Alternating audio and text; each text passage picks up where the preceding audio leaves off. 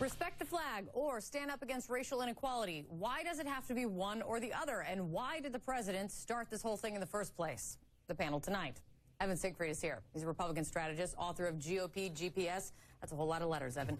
He also worked on Rudy Giuliani's 2008 presidential campaign. Basil Smikle is here, executive director of the New York State Democratic Party. Paris Denard is a CNN political commentator, and Caitlin Huey-Burns is a national political reporter for Real Clear Politics. All right, friends, who knew then? I mean, every topic makes it to this table, and so it begins with the NFL. Caitlin, do we know why? I just want a basis here from the reporter. Do we know why the president is weighing in on this? Well, I think you can look at it through a couple of different lenses. One, the political landscape right now. In Congress, he's facing a stalled-out agenda. Remember, the health care bill looks destined to not pass at this point, facing some uphill battles there. He has increased support in the polls a little bit, which does make this kind of striking, but he's at kind of a vulnerable position right now in terms of the legislative agenda. And we've seen him do this before, where he kind of goes back to something that's, good for the base, kind of gins up support for battles ahead. So that could be one read into this. The other is that we know he is kind of a gut response kind of guy. I might have seen some of the coverage of this.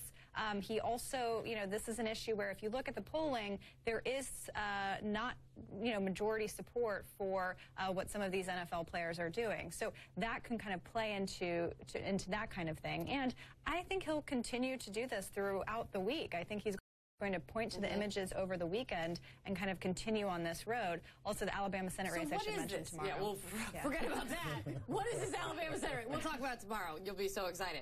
Basil, is this politics? Is this strategy? Is this Trump speaking from the cuff? It's all of those things, and it's all divisive, and that's the problem. I think you can have a distraction from the politics of the day to change your story, change the message of the day, so that you can somehow get back on it and dig in deeper with your core supporters. But this is not the way to do it. And I said this before. He spent all of last year talking about how this country was not great, and he became president of the United States. Colin Kaepernick takes a knee in support of racial and economic justice, and he is somehow unpatriotic, as are the other players who've chosen to ally with him, both black and white.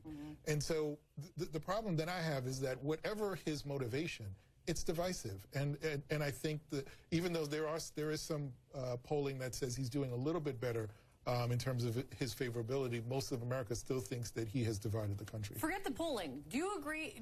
Put the debate from the football field aside for just 1 second. Do you agree that what the president is doing is dividing rather than uniting? No, I don't. And that's the interesting thing about this, because I don't think that asking Americans to be supportive of the flag or the national anthem and doing so in a respectful way is something that should divide us. I think when we try to interject race into this conversation. Well, what about the way he said it? If Donald Trump would take on the Paris Denard kind of syntax a little bit more, we might be in a different place.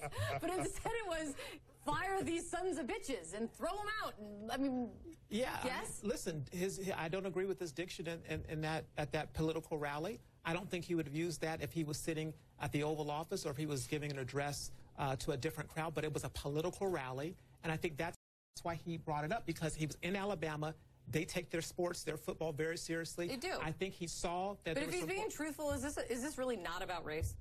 I don't think the president looks at this as a racial issue. Is the president wrong then? The whole reason these protests started was exactly about race. Right. I think the reason why Collins took a knee was about racial issues. But from the president's perspective, the act in and of itself is not a racial one. The fact that African Americans might be the ones, the majority of them taking a knee or refusing to stand, that act is not a racial act. And I think that's how he separates it. Evan, as a good Republican, what do you think? What do you think? What do you make of this? Should a president be weighing in on this? Should the president be doing this? Should he, shouldn't? Let's look at the 30,000-foot view here and not talk about what Colin Kaepernick and other NFL players are protesting. The act of protest in itself, is what the American flag symbolizes. It symbolizes the right for somebody to do something offensive, such as that, or burning the flag. Texas v. Johnson, which decided that it was constitutional to burn the flag as protected speech, shows that we have to tolerate things that are offensive because somebody else can express it. That's what sets America and apart. that is what sets us apart. And for the president to say it's inappropriate to do that, that's counter to American values, and I don't know why he's cheerleading that. I think we should celebrate that people can do the offensive because there are people who die all across the world trying to acquire those same rights we have. Is the left taking the bait by being outraged by this? Donald Trump likes throwing grenades at things.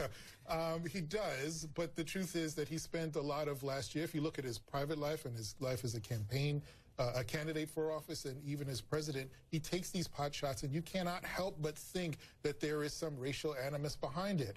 Not only that, if you do go into the 30,000 sort of foot look at this, why is the president of the United States behind a pulpit where he's ginning up his base in Alabama and elsewhere, actually speaking about employers and what they should do to their employees to punish them for not being patriotic? You're in Alabama. Just stick with roll tide. Who does Stick that? with roll tide. Who does that? Hang on. Let me just. Hypocrisy. Let me read a tweet for you as I go to break. This is Citizen Trump from 2013. President Obama should not be telling the Washington Redskins to change their name. Our country has far bigger problems. Focus on them, not nonsense. President Trump. Citizen Trump is calling. Stand by, guys. Got a lot more to come. Coming up, 7 years of campaign promises, and it all comes down to the next 5 days. Dun, dun, dun. Can Republicans get the votes to pass the long-awaited overhaul of health care? Your guess is as good as mine. Stand by.